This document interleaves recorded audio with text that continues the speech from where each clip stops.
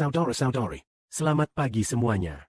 Mulai pagi hari ini, kita akan mempelajari Kitab Wahyu, karena kita memiliki sebuah rencana yaitu mempelajari Kitab Wahyu 4 kali setahun.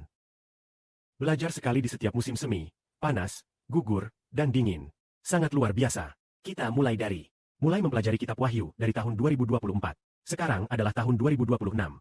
pada tahun 2024 kita telah mempelajari kitab Wahyu 3 kali. Mungkin pada tahun 2025 mempelajarinya 4 kali. Berarti kita sudah selesai mempelajari Kitab Wahyu 7 kali. Sekarang mungkin adalah yang ke-8 kalinya, yaitu yang pertama kalinya di tahun 2026. Bapa sangat mengasihi kita, segala bangsa dan suku. Mereka mungkin tidak selalu membuka Kitab Wahyu untuk belajar. Tetapi Bapa justru membiarkan kita banyak mempelajari Kitab Wahyu. Bahkan di dalam 12 suku dari bagian pujian. Setiap suku datang untuk menyanyikan Kitab Wahyu sekali. Juga membuat Kitab Wahyu dinyanyikan total 12 kali. 112 suku. Setiap suku menyanyi sekali.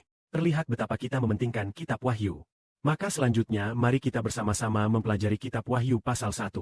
Pasal 1 di sini mengatakan bahwa hari Tuhan sudah dekat.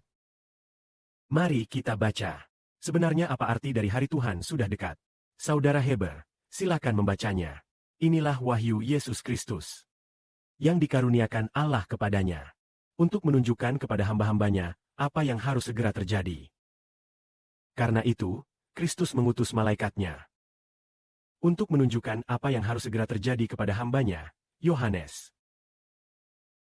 Lalu Yohanes bersaksi tentang segala sesuatu yang telah dilihatnya, yaitu bersaksi tentang firman Allah dan kesaksian yang diberikan oleh Yesus Kristus bagi kebenaran.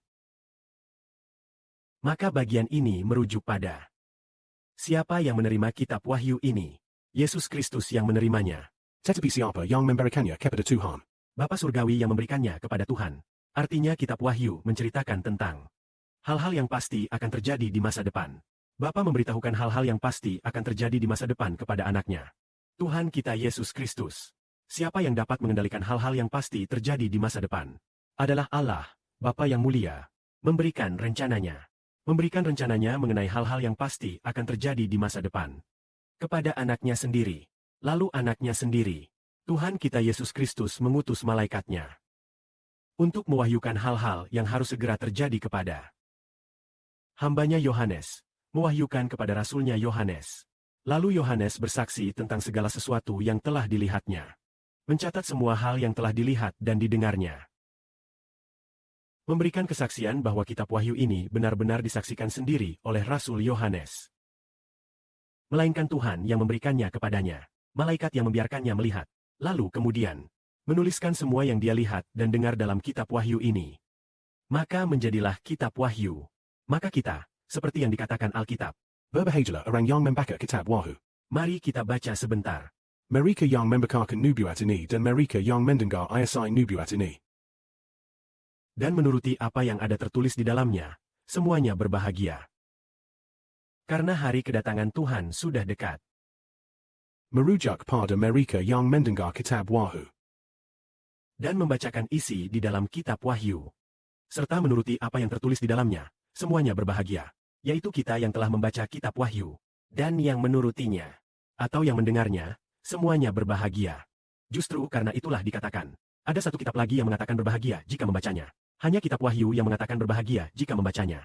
Saudara Heber tahu bahwa Kitab Wahyu menceritakan tentang saudara-saudari di zaman kita ini. juga menceritakan tentang kerajaan yang akan diberikan kepada kita.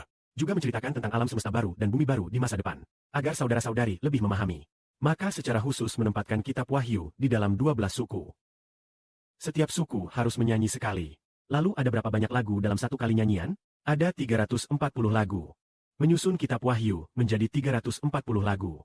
Maka setiap suku membaca dan menyanyikannya sekali. Maka setiap suku menyanyikan 340 lagu Wahyu. Lalu dikalikan dengan 12 suku. Coba pikirkan. Kita memiliki lebih dari 3.000 lagu untuk Wahyu. Tahukah apa alasannya? Karena orang yang menyanyikan Wahyu itu diberkati. Karena semakin dinyanyikan, iman semakin teguh. Semakin dinyanyikan, semakin mengerti. Hari kedatangan Tuhan Yesus Kristus sudah dekat. Sekarang kita juga mengerti bahwa Tuhan Yesus Kristus akan datang sekitar tahun 2042. Itu hanya berjarak 16 atau 17 tahun dari sekarang. Kita tahu hari kedatangannya sudah semakin dekat. Amin.